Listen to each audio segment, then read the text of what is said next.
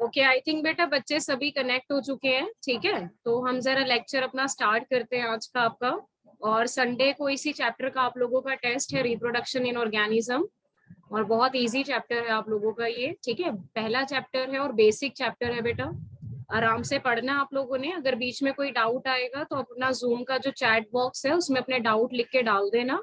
मैं लास्ट में एक बार ही चेक कर लूंगी। गुड इवनिंग केशव बेटा, गुड इवनिंग। ठीक है, तो मैं आप लेक्चर आपका स्टार्ट करती हूँ। और एनसीईआरटी की बुक आई होप सब बच्चों ने खरीद ली होगी अपनी अपनी। ठीक है, तो आप अपनी यस एनसीईआरटी की मैम। बुक भी साथ में लेके बैठ सकते हो, अपना कॉपी पेन भी साथ में लेके बैठो। तबियत बेटा बिल्कुल ठीक है मेरी। मेरा क्वारंटीन भी ओवर होने वाला है, थोड़े दिनों बाद मैं बाहर निकलूंगी। ठीक है, तो अब अपना बुक कॉपी लेके बैठो जरा साथ में और नोट करते जाना। स्क्रीनशॉट ले लेना बीच में बेटा, जिस जिस स्लाइड का मैं बोलते जाऊंगी, ताकि जब आप नोट्स बनाओ तो थोड़ा इजी रहे आप लोगों के लिए। ठीक है, चलो कोई बात नहीं, अभी कॉपी पेन तो होगा आपके पास, आप उसमें ही नोट कर लेना, कोई प्रॉब्लम नहीं है। स्क्रीनशॉट ले लेना, मैं पीपीटी भी भेज दूंगी आपके ग्रुप में बाद में। ठीक है, चलो अभी हम लेक्चर स्टार्ट करते हैं। कोई बच्चा बोलेगा नहीं, सब माइक अपने म्यूट रखेंगे जरा। ओके बेटा, अभी फर्स्ट चैप्टर जो देखो जूलॉजी में आप लोगों ने करना है, that is a reproduction in organism. ठीक है, तो रिप्रोडक्शन इन ऑर्गेनिज्म चैप्टर जो हम स्टार्ट करेंगे, इसमें देखो सबसे पहले आप लोगों को क्या बताते हैं। फर्स्ट ऑफ ऑल, जितने भी ऑर्गेनिज्म हम लोगों के पास एग्जिस्ट करते हैं, चाहे कोई एक माइक्रो ऑर्गेनिज्म है, चाहे कोई एक बहुत बड़ा ऑर्गेनिज्म है, हर ऑर्गेनिज्म का एक प्रॉपर लाइफ स्पैन होता है। लाइफ स्पैन का मतलब है कि कितने टाइम के लिए वो जिंदा रहेगा। पॉइंट समझ रहे हो? ठीक है, तो कितने टाइम के लिए कोई भी ऑर्गेनिज्म जिंदा रहता है, वो बेसिकली उसका लाइफ स्पैन है। तो पीरियड आप काउंट कर लो, from birth to the natural death of an organism is known as the life span. आपके बर्थ से लेके आपकी जो नेचुरल डेथ होती है, नेचुरल डेथ तक का जो टाइम स्पैन आता है ना बीच में, उसको बेसिकली लाइफ स्पैन बोला जाता है। अब दूसरी बात ये है कि किसी भी ऑर्गेनिज्म का जो लाइफ स्पैन होगा वो सबका सेम नहीं होता बेटा। ये बेसिकली वेरी करता है from one organism to another organism. Clear? और एक चीज सब बच्चों ने ध्यान में रखनी है कि किसी भी ऑर्गेनिज्म का जो लाइफ स्पैन होगा, कि वो कितना लंबा जिएगा, that is a life span ना। तो आप कभी भी लाइफ स्पैन को उसके बॉडी साइज के साथ रिलेट नहीं कर सकते। इसका मतलब ये हुआ कि ऐसा नहीं होता कि अगर किसी ऑर्गेनिज्म का साइज बड़ा है, फॉर एग्जाम्पल अगर आपके पास कोई एक ऑर्गेनिज्म है और उस ऑर्गेनिज्म का साइज यहाँ पर है ज्यादा, यानी कि बड़ा, ठीक है, और यू कैन से बिग, तो इसका मतलब ये नहीं होता कि उसका लाइफ स्पैन भी ज्यादा हो। So it is not compulsory कि organism having that organism having big और लॉन्ग लाइफ स्पैन। तो ये कंपल्सरी नहीं होता कि अगर ऑर्गेनिज्म का साइज बड़ा है तो उसका लाइफ स्पैन भी बड़ा हो, क्योंकि बेटा आपके लाइफ स्पैन और आपके बॉडी साइज के बीच में कोई रिलेशन नहीं है। समझ रहे हो? अब आप ये देखो कि फॉर एग्जाम्पल अगर आप क्रो लेते हो, जिसको हिंदी में कौवा बोलते हैं, और एक पैरट है आपके पास, तोता, इन दोनों का जो साइज है वो ज्यादा डिफरेंट नहीं है, ऑलमोस्ट थोड़ा सिमिलर साइज है। ठीक है, लेकिन अगर आप इनका लाइफ स्पैन देखोगे तो लाइफ स्पैन में बहुत फर्क है। पैरेट का लाइफ स्पैन अप्रोक्सीमेटली होता है 140 ईयर्स का, और क्रो का लाइफ स्पैन बहुत कम होता है। तो बॉडी साइज देखो दोनों का सेम है, लेकिन दोनों का लाइफ स्पैन कितना डिफरेंट है। तो ऐसा नहीं होता कि आप किसी का बॉडी साइज और किसी के लाइफ स्पैन को आपस में रिलेट करो। ठीक है, इट इज कंपल्सरी कि अगर लाइफ स्पैन बड़ा है तो बॉडी साइज भी बड़ा होगा, कोई रिलेशन नहीं है। हो सकता है कि ऑर्गेनिज्म का जो साइज है वो छोटा है लेकिन उसका लाइफ स्पैन बड़ा है। सिमिलरली अगर आप मैंगो ट्री की बात करो तो मैंगो ट्री का लाइफ स्पैन शॉर्ट है as compare to the peepal tree. अब पीपल ट्री का तो लाइफ स्पैन होता है काफी हजार सालों तक भी चला जाता है, ठीक है, लेकिन मैंगो का उतना नहीं होता है। तो लाइफ स्पैन जो है वो कभी भी साइज के ऊपर डिपेंड नहीं करता। एक चीज ये दिमाग में क्लियर कर लो। ठीक है, दूसरा पॉइंट आपको ये बताया जाता है कि कोई भी इंडिविजुअल इमॉर्टल नहीं होता है। इमॉर्टल का मतलब होता है जिसको हम बोलते हैं अमर, मतलब जो कभी मरता नहीं है। ठीक है, वैसा तो होता नहीं है। आपके पास इस ऑर्गेनिज्म मतलब इस दुनिया में जितने भी ऑर्गेनिज्म हैं, सभी ऑर्गेनिज्म ने एक ना एक दिन तो मरना ही होता है, तो मतलब कोई अमर नहीं है, कोई इमॉर्टल नहीं है, पॉइंट समझे। लेकिन इसमें बेटा एक एक्सेप्शनल केस है, एक्सेप्शनल केस आते हैं single celled organism. Single celled organism का अगर आप एग्जाम्पल दो तो फर्स्ट एग्जाम्पल हमारे पास आता है अमीबा, सेकंड एग्जाम्पल हम इसमें दे सकते हैं बैक्टीरिया, ठीक है। तो इन दोनों की बॉडी बनती है सिंगल एक ही सेल की। इनके केसेस में डेथ नहीं होती है, मतलब हम इनको इमॉर्टल मानते हैं। Why they are considered to be immortal? Question पूछा जाता है कि why do we say there is no natural death in the single cell organism? Single celled organism में कभी भी नेचुरल डेथ क्यों नहीं होती, हम उनको इमॉर्टल क्यों मानते हैं, अमर क्यों मानते हैं, ठीक है। तो इसका आंसर आप लोगों के पास ये है कि जो इनकी बॉडी है बेटा, body is actually made up of single cell. Body किस चीज की बनी हुई है, body is made up of single cell, ठीक है। तो एक सेल की होती है बॉडी, तो जब वो सेल बेटा टूटेगा आगे जाके, जब वो सेल टूटेगा तो वो सेल आगे जाके दो नए सेल बना देगा। तो आप ये देखो ना कि जो हमारा पेरेंट सेल था वो टूट गया और उसने आगे जाके दो नए डॉटर सेल बना दिए, पॉइंट देख रहे हो। यानी कि पेरेंट जो है उसने अपने आप को डिस्ट्रीब्यूट कर दिया। पेरेंट ने क्या करा, पेरेंट ने डिस्ट्रीब्यूट कर दिया, parent distribute itself among the daughter cell. Parents distribute itself among the daughter cell. अब हम ये थोड़ी बोलेंगे कि पेरेंट खत्म हो गया, पेरेंट खत्म नहीं हुआ, पेरेंट ने क्या करा, अपने आप को आगे जाके डॉटर सेल में डिवाइड कर दिया। तो यानी कि पेरेंट खत्म नहीं हुआ लेकिन वो आगे जाके डॉटर्स में डिस्ट्रीब्यूट हो गया, समझे।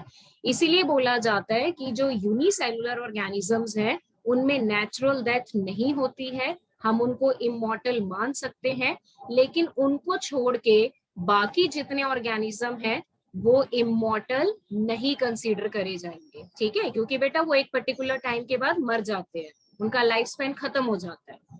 इज इट क्लियर, ठीक है। हाँ जी बेटा, इतना स्लाइड सब बच्चों को क्लियर हो गया, थम्स अप डाल दो स्क्रीन के ऊपर अगर इतना क्लियर है सब बच्चों को। Okay done. अब इसके बाद हम लोग चलते हैं जरा यहाँ पर नेक्स्ट पॉइंट पे। अब नेक्स्ट पॉइंट हम लोगों के पास यहाँ पर आता है रिगार्डिंग द रिप्रोडक्शन। अब बेटा रिप्रोडक्शन की बात करते हैं, ठीक है। अब इस चैप्टर में हमने सिर्फ और सिर्फ रिप्रोडक्शन की बात करनी है कि आप लोग कैसे रिप्रोड्यूस करते हो, एनिमल कैसे रिप्रोड्यूस करते हैं, प्लांट कैसे रिप्रोड्यूस करते हैं, ठीक है। गुड इवनिंग राहुल बेटा। तो रिप्रोडक्शन आप लोगों ने प्लांट में इवन स्टार्ट भी कर दिया होगा बॉटनी में, तो अब आपको ज्यादा वो चैप्टर अच्छे से क्लियर हो जाएगा। सबसे पहले बेटा रिप्रोडक्शन का डेफिनेशन देखो क्या होता है। रिप्रोडक्शन बेसिकली हमारे पास एक बायोलॉजिकल प्रोसेस है जिसमें ऑर्गेनिज्म आगे जाके नए ऑर्गेनिज्म बनाता है। नए ऑर्गेनिज्म को आप ऑफस्प्रिंग भी बोल सकते हो, ऑफस्प्रिंग का मतलब होता है बच्चे, ठीक है, या फिर हम उनको यंग वंस भी बोल सकते हैं जो अपने पेरेंट्स के जैसे दिखते हैं। बिल्कुल एग्जैक्ट कॉपी तो नहीं होंगे लेकिन थोड़ा बहुत सिमिलैरिटी होती है, ठीक है। तो इस प्रोसेस को यहाँ पर क्या नाम दिया जाता है, रिप्रोडक्शन। Point is clear. अब ये जितने भी ऑफस्प्रिंग बनेंगे यानी कि जो बच्चे बनेंगे वो आगे जाके बेटा ग्रो करते हैं, बड़े होते हैं, फिर वो मैच्योर हो जाते हैं, फिर वो रिप्रोड्यूस करते हैं, फिर वो आगे जाके नए ऑफस्प्रिंग बनाएंगे, मतलब वो और नए ऑर्गेनिज्म बनाएंगे। पॉइंट समझ में आ गया। तो इस पूरे प्रोसेस को क्या नाम दिया जाता है, रिप्रोडक्शन। क्लियर। तो हमेशा ध्यान रखो कि रिप्रोडक्शन में एक साइकिल होता है। साइकिल में क्या होगा, पहले आपका बर्थ होगा, ठीक है, फिर आप आगे जाके क्या करोगे, ग्रो करोगे, नए ऑर्गेनिज्म बनाओगे, और फिर अल्टीमेटली आपकी क्या हो जाती है, डेथ हो जाती है। So that is a cycle. Clear. अब ये तो है रिप्रोडक्शन का डेफिनेशन, ठीक है। अब आप लोगों से क्वेश्चन पूछा जा सकता है कि रिप्रोडक्शन का क्या बेनिफिट है आपको, what is the importance of reproduction, क्यों होती है रिप्रोडक्शन।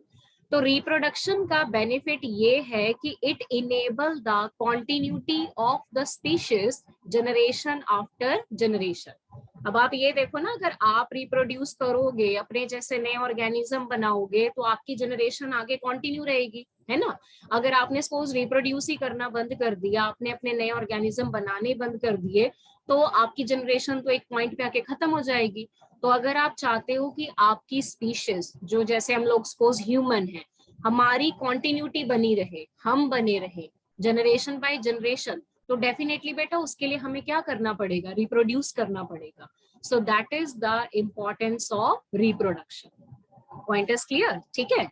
अब दूसरा क्वेश्चन जो आप लोगों से पूछा जाएगा कि जो रिप्रोडक्शन है वो कौन से फैक्टर्स के ऊपर डिपेंड करता है, ठीक है। रिप्रोडक्शन कौन से फैक्टर्स के ऊपर डिपेंड करता है, तो मैं क्वेश्चन यहाँ पे लिख भी देती हूँ। Reproduction depends on which factor, reproduction कौन से फैक्टर्स के ऊपर डिपेंड करता है, ठीक है बेटा। अब आपने देखो ये तो देख लिया कि रिप्रोडक्शन है क्या, फिर आपने ये भी देखा कि रिप्रोडक्शन क्यों जरूरी है, ठीक है। अब आप ये देखो कि रिप्रोडक्शन कौन कौन से फैक्टर्स पे डिपेंड करता है। तो फैक्टर नंबर 1 आता है ऑर्गेनिज्म का हैबिटेट, मतलब ऑर्गेनिज्म आपको कहाँ मिलता है, एक्वेटिक है, पानी में मिलता है या लैंड में मिलता है, कैसा ऑर्गेनिज्म है, क्लियर।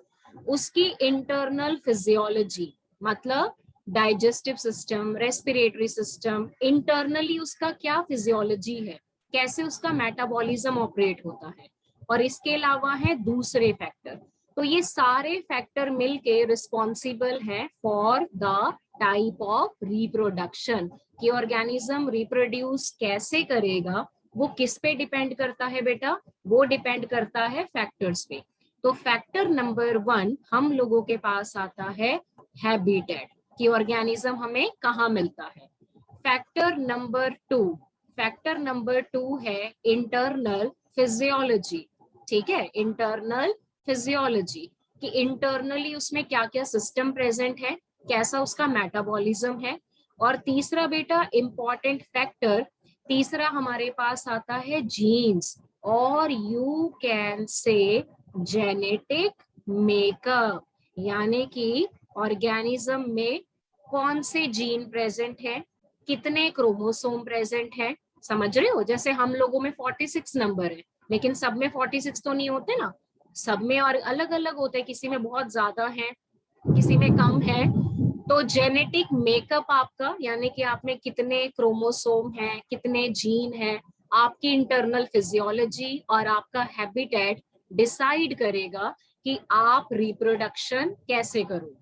पॉइंट समझ में आया। अब दूसरी बात बेटा, रिप्रोडक्शन जो है वो हमारे इन्वायरमेंट में होती है दो तरह की, कितने तरह की होती है, 2 टाइप्स ऑफ रिप्रोडक्शन, ठीक है।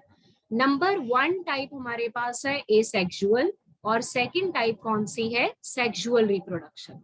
समझ में आया।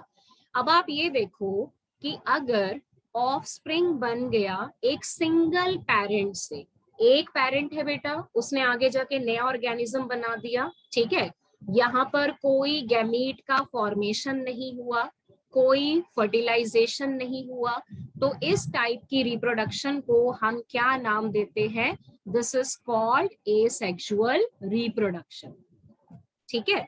लेकिन अगर आपके पास 2 पेरेंट्स इन्वॉल्व होंगे, जैसे कि हमारी पॉपुलेशन है, हमारी पॉपुलेशन में मेल अलग होते हैं, फीमेल अलग होती है, तो जब अगली जनरेशन बनानी है तो हमें दोनों की जरूरत पड़ती है, तो यानी कि हमारे पास 2 पेरेंट्स का इन्वॉल्वमेंट होगा, तो 2 पेरेंट्स मिलके पार्टिसिपेट करेंगे इन द रिप्रोडक्शन, तो इसमें गैमीट का फॉर्मेशन और फ्यूजन दोनों होंगे। तो टाइप को क्या बोला जाता है, सेक्सुअल रिप्रोडक्शन, क्या बोलते हैं, sexual reproduction. Point is clear बेटा। तो देखो 3-4 क्वेश्चन बन के आगे, सबसे पहले तो रिप्रोडक्शन का डेफिनेशन क्लियर करो, फिर आपको ये पता होना चाहिए कि रिप्रोडक्शन जरूरी क्यों है, क्योंकि वो कंटिन्यूटी मेंटेन करती है स्पीशीज की जनरेशन आफ्टर जनरेशन। रिप्रोडक्शन कितने फैक्टर्स के ऊपर डिपेंड करती है बेटा, 3 फैक्टर्स। पहला फैक्टर कौन सा है, हैबिटेट, सेकंड फैक्टर है इंटरनल फिजियोलॉजी, इंटरनली ऑर्गेनिज्म कैसा है, उसमें कैसे सिस्टम प्रेजेंट है, लाइक उसका digestive system, reproductive system, respiratory system, फिर उसका मेटाबॉलिज्म भी देखा जाता है, that is called internal physiology. और लास्ट आता है जेनेटिक मेकअप, यानी कि उसमें जीन्स कैसे हैं, उसमें कितने क्रोमोसोम हैं, समझ रहे हो। तो इन तीनों फैक्टर्स के ऊपर क्या डिपेंड करेगा, रिप्रोडक्शन। तो ओवरऑल आपकी नेचर में कितने तरह की रिप्रोडक्शन होती है बेटा, 2 तरह की। फर्स्ट टाइप कौन सी है हमारे पास, एसेक्सुअल, और सेकंड टाइप कौन सी आती है, सेक्सुअल। एसेक्सुअल का मतलब जिसमें सिंगल पेरेंट इन्वॉल्व होगा, और सेक्सुअल का मतलब जिसमें 2 पेरेंट्स इन्वॉल्व होंगे। हाँ जी बेटा, ये स्लाइड क्लियर हो गई है क्लास में बैठे हुए सभी बच्चों को, थम्स अप डाल दो स्क्रीन के ऊपर अगर ये स्लाइड क्लियर हो चुकी है सब बच्चों को, अच्छे से एक एक लाइन, एक एक पॉइंट जो मैंने बताया। वेरी गुड, अब आप इसका स्क्रीनशॉट ले लो बेटा जल्दी से।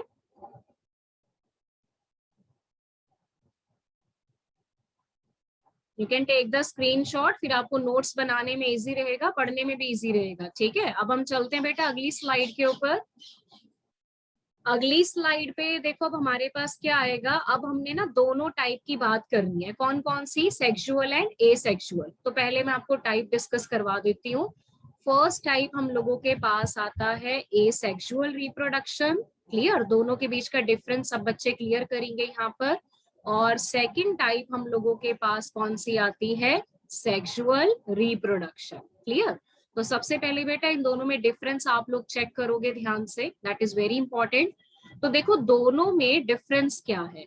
अब आप अगर सेक्सुअल और एसेक्सुअल को आपस में कंपेयर करो तो सबसे पहला पॉइंट देखो, very important point, the most important point कि यहाँ पर वर्ड लगा है ए। तो ए का मतलब क्या होता है, ए का मतलब होता है एब्सेंट। फिर वर्ड आता है सेक्स, तो sex word is coming from the gametes, it is coming from the fertilization, यानी कि आपके पास गैमीट का फॉर्मेशन एब्सेंट है, सेक्सेस अलग अलग एब्सेंट है, ठीक है। तो सबसे पहले हम पॉइंट लिखेंगे कि इट इज यूनी पेरेंटल, क्या बोलेंगे हम इसको, यूनी पेरेंटल, क्योंकि बेटा सिंगल पेरेंट इन्वॉल्व है, बिल्कुल सही सिमरन, बिल्कुल सही काजल, ठीक है, सिंगल पेरेंट इन्वॉल्व है, वेरी गुड। तो सेक्सुअल में क्या लिखेंगे, सेक्सुअल में लिखेंगे इट इज बाई पेरेंटल, क्या लिखेंगे, बाई पेरेंटल, क्योंकि 2 पेरेंट्स इन्वॉल्व है, क्लियर, ठीक है। सेकंड पॉइंट पे आ जाएंगे सब बच्चे। सेकंड पॉइंट ये है कि एसेक्सुअल में आपके पास गैमीट फॉर्मेशन नहीं होगा, यानी कि गैमीट यहाँ पर नहीं बनेंगे। लेकिन सेक्सुअल में किसका फॉर्मेशन होगा बेटा, गैमीट का फॉर्मेशन, यहाँ पर डेफिनेटली किसका फॉर्मेशन होगा, गैमीट्स का फॉर्मेशन, बिल्कुल सही काजल, बिल्कुल सही बेटा। थर्ड पॉइंट आपके पास है, एसेक्सुअल में अगर गैमीट नहीं बनेंगे तो बेटा यहाँ पर फर्टिलाइजेशन होगा, ऑब्वियसली नहीं होगा, there will be no fertilization. Fertilization की दूसरी टर्म क्या होती है, सिनगैमी, सिनगैमी का मतलब फ्यूजन ऑफ गैमीट। अब जब गैमीट ही नहीं है तो फ्यूजन कहां से होगा, समझे। और यहाँ पर क्या होगा, फर्टिलाइजेशन, क्यों, क्योंकि गैमीट बनते हैं, so there will be fertilization which is also known as the syngamy, clear, very good. आरजू ने और भी पॉइंट्स बता दिए।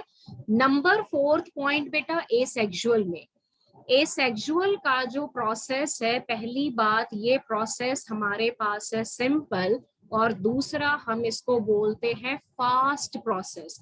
सिंपल है और कैसा है, फास्ट प्रोसेस है, ठीक है।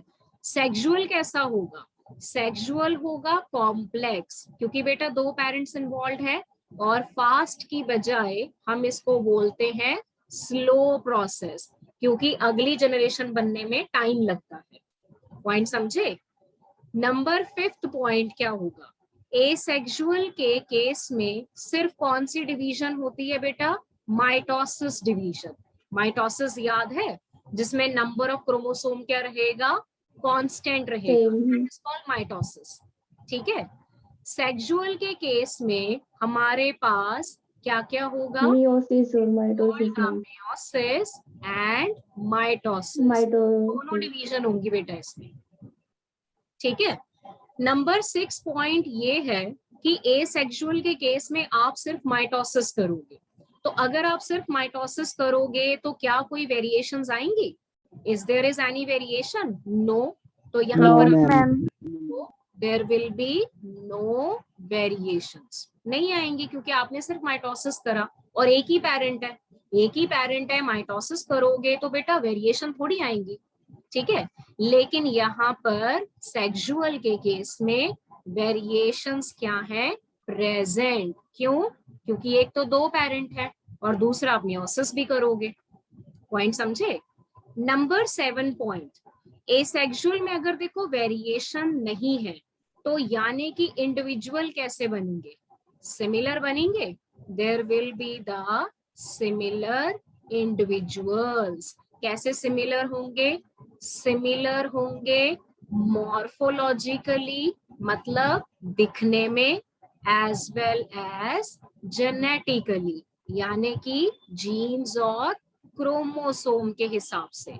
तो जितने भी ऑर्गेनिज्म हमारे पास बने वो सिमिलर बने, morphologically Identical, ma'am. Genetically similar. तो ऐसे ऑर्गेनिजम्स को क्या बोला जाता है? वेरी गुड रोहित, क्या बोला जाता है? इनको क्लोन्स बोला जाता है, ठीक है। तो these kind of the individuals are commonly known as what? Clones. क्या बोलते हैं इनको? क्लोन्स बोलते हैं। बिल्कुल सही काजल, बिल्कुल सही, ठीक है। अब अगर यही पॉइंट बेटा आपसे सेक्सुअल में पूछा गया तो देखो सेक्सुअल में तो डिफरेंट इंडिविजुअल्स बनते हैं ना, डिफरेंट। क्यों? क्योंकि सेक्सुअल में आती है वेरिएशन। Meiosis or तो mitosis आप or ये बोलो identical. कि यहाँ पर there will be no clones, कोई क्लोन्स नहीं आपके पास। Point clear? नेक्स्ट पॉइंट आता है बेटा नंबर 8 पॉइंट। बेटा नंबर 8 में देखो अगर एसेक्सुअल की बात करें ना तो इसमें वेरिएशन है ना इसमें मियोसिस है, यानी कि ये आगे जाके एवोल्यूशन में कोई रोल प्ले नहीं करेगा। मतलब this kind of reproduction do not causes the evolution. Evolution का मतलब होता है नया बनना, किसी नई चीज का बनना, ठीक है। सेक्सुअल के केस में तो बेटा मियोसिस भी हो रहा है, वेरिएशन भी आ रही है, तो sexual play a role in evolution. Point समझ में आ गया? ठीक है। Yes, ma'am. लास्ट पॉइंट हमारे पास आता है बेटा एग्जाम्पल्स का, कि जो सेक्सुअल है और एसेक्सुअल है वो किस किस में आपको देखने को मिलता है। तो सबसे पहला पॉइंट कि जो हमारे पास एसेक्सुअल है, तो एसेक्सुअल हमें देखने को मिलता है यूनिसेल्युलर Cellular ऑर्गेनिजम्स, organism. ठीक है, जैसे कि बैक्टीरिया, प्रोटिस्टा, यूनिसेल्युलर ऑर्गेनिजम्स में होगा, एंड फ्यू फंजाई में होगा, प्लस एल्गी के केस में होगा। फंजाई एल्गी में याद है ना स्पोर बनाते हो आप लोग? हाँ, वेरी वेरी गुड, ठीक है। और अगर मैं देखो सेक्सुअल की बात करूं तो सेक्सुअल होता है मल्टी सेल्यूलर के केस में। मल्टी सेल्यूलर मोस्टली जितने भी मल्टी सेल्यूलर है, जैसे कि हमारे पास हो गए प्लांट्स, हायर प्लांट्स, हमारे पास हो गए एनिमल्स, क्लियर, और हमारे पास आ गए ह्यूमंस। तो इन सबके केस में क्या होता है? Sexual reproduction. Very good, clear हो गया बेटा? स्लाइड क्लियर है? सब बच्चे थम्स अप डाल दो स्क्रीन के ऊपर अगर ये स्लाइड क्लियर हो चुकी है सबको, ठीक है। और मैं एक और पॉइंट लिख रही हूँ, उसके बाद आप इसका स्क्रीनशॉट ले लेना। सेक्सुअल रिप्रोडक्शन बेसिकली बेटा बाई पेरेंटल है क्योंकि 2 पेरेंट्स इन्वॉल्व है, ठीक है। लेकिन कुछ ऐसे केसेस हैं, यानी कि एक्सेप्शनल केस। कौन सा एक्सेप्शनल केस है? टेप वॉर्म का। टेप वॉर्म किसका मेंबर है? प्लेटी हेलमिंथस, +1 में पढ़ा होगा आप लोगों ने। टेप वॉर्म जो है वो बेसिकली बेटा बाईसेक्सुअल है। बाईसेक्सुअल का मतलब है कि उसमें दोनों सेक्स हैं, उसमें मेल भी है फीमेल भी है, मतलब एक ही ऑर्गेनिज्म के अंदर ओवरी भी है और टेस्टिस भी है, तो वो तो बाईसेक्सुअल हो गया ना। तो ये ऑर्गेनिज्म शो करता है सेल्फ फर्टिलाइजेशन। क्या शो करता है? Self fertilisation. तो सेल्फ का मतलब ये हुआ कि एक ही ऑर्गेनिज्म के अंदर एग भी बना, स्पर्म भी बना और वो फ्यूज हो गया। तो बेटा उस हिसाब से हम इसको यूनिपेरेंटल बोलते हैं। क्या बोलते हैं? यूनिपेरेंटल। तो वैसे तो देखो सेक्सुअल रिप्रोडक्शन ज्यादातर केसेस में बाई पेरेंटल है क्योंकि दो पेरेंट्स इन्वॉल्व हैं, लेकिन एग्जाम्पल एक याद करना है टेप बॉम्ब का, जिसमें कि इसको आप यूनी पेरेंटल बोलोगे। क्या बोलोगे? Uni parental. पॉइंट समझ में आ गया बेटा? All clear? थम्स अप डाल दो स्क्रीन के ऊपर और यस मैम। फटाफट से सब बच्चे इसका स्क्रीनशॉट ले लेंगे। लो, बारिश होगी हमारे यहाँ तो चंडीगढ़ में। यहाँ बंद होगी। आज तुम्हारा जोलॉजी का पहला लेक्चर है, शगुन हो गया, देख लो बारिश पड़ गई। क्लियर? चलो, सेक्सुअल और ए सेक्सुअल का बेटा डिफरेंस क्लियर हो गया। अब हमने क्या करना है, ए सेक्सुअल की टाइप्स पढ़नी है डिटेल में। तो 1 बाय 1 दोनों टाइप्स हम डिटेल में करेंगे। ठीक है, तो डिटेल में करने के लिए सबसे पहले मैं आप लोगों को एक टेबल बता देती हूँ, आप इसका भी स्क्रीनशॉट ले लो। ये आपकी एनसीईआरटी में दिया है पेज नंबर 4 पे बेटा। ठीक है, इसका स्क्रीनशॉट ले लो क्योंकि इसमें आप लोगों ने ना फिल करना है, एज फिल करनी है सबकी। देखो कुछ की तो दी हुई है, बटरफ्लाई, क्रो 15 साल, पैरट 140 साल। देखो दोनों का साइज सेम है ना, लेकिन लाइफ स्पैन सेम नहीं है। क्रो का तो खाली 15 साल का है, पैरट 140 साल तक जिंदा रहता है, क्रोकोडाइल 60 दिया हुआ है, टॉर्टवाइज दिया हुआ है 100 to 150। अब जिनके मिसिंग है ना उनके आप लोग फिल करोगे, तो इसका स्क्रीनशॉट ले लो जरा फटाफट से, ये आपका काम है, इसको फिल करना है, कल चेक करेंगे आपको फिर कितना लिखा आप लोगों ने। डन बेटा? ले लिया स्क्रीनशॉट सभी बच्चों ने? ठीक है, यस मैम। चलो अभी मैं अगली स्लाइड पे आपको लेके चलती हूँ। अगली स्लाइड पे ये तो सब बच्चों ने नोट कर लिया, तो मैं इसको इरेज कर देती हूँ जरा। अब हम यहाँ पर लेते हैं अपना अगला काम। अगला काम क्या है? अगला है टाइप्स बताना किसकी? एसेक्सुअल रिप्रोडक्शन की। ठीक है, आपने एसेक्सुअल रिप्रोडक्शन तो पढ़ लिया कि एसेक्सुअल रिप्रोडक्शन का मतलब क्या होता है। Uniparental, single parent, no meiosis, only mitosis, और जो बनेगा उनको क्लोन्स बोला जाता है क्योंकि वो मॉर्फोलॉजिकली एंड जेनेटिकली सिमिलर बनेंगे। ठीक है, अब इसमें हम लोग बेटा बात करते हैं टाइप्स की, कि एसेक्सुअल रिप्रोडक्शन कितने टाइप्स की है। तो टाइप्स में सबसे पहली टाइप हम लोगों के पास आता है फीजन, सेकंड टाइप आता है बडिंग, क्लियर, थर्ड टाइप हम लोगों के पास आता है regeneration, this is the third type, then fourth type हम लोगों के पास आता है फ्रेगमेंटेशन, क्लियर, और लास्ट टाइप आता है नंबर 5 जिसको नाम दिया जाता है स्पोरुलेशन। ठीक है, तो मतलब ये सेक्सुअल में टोटल हमने कितनी पढ़नी है बेटा? 5 टाइप्स पढ़नी है, 5। ठीक है, अब इनको हम 1 बाय 1 आगे डिटेल में करेंगे, लेकिन मैं पहले टेबल कंप्लीट कर देती हूँ। फीजन में फर्स्ट टाइप है जिसको नाम दिया जाता है बाइनरी फीजन, सेकेंड टाइप है जिसको नाम दिया जाता है मल्टीपल फीजन। तो फीजन में बेटा आप 2 टाइप पढ़ोगे, binary and multiple fission. Budding में एक बडिंग है जिसको हम बोलते हैं एक्सोजीनस बडिंग। एक्सोजीनस का मतलब होता है एक्सटर्नल बडिंग, और एक है number 2 that is known as endogenous budding. Endogenous budding का मतलब होता है इंटरनल बडिंग। ठीक है, ये हो गई 2 टाइप्स, क्लियर। देन उसके बाद हम लोगों के पास है रीजनरेशन, इसमें कोई टाइप नहीं है, फ्रेगमेंटेशन में भी कोई टाइप नहीं है, स्पोरुलेशन का प्रोसेस में भी कोई टाइप्स नहीं है। तो अल्टीमेटली बेटा एसेक्सुअल रिप्रोडक्शन में टोटल 5 टाइप्स हैं।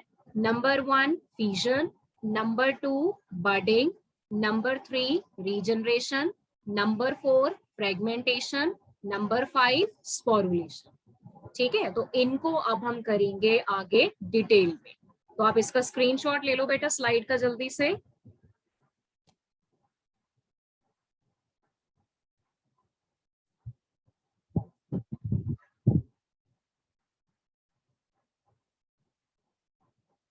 हाँ जी, ले लिया।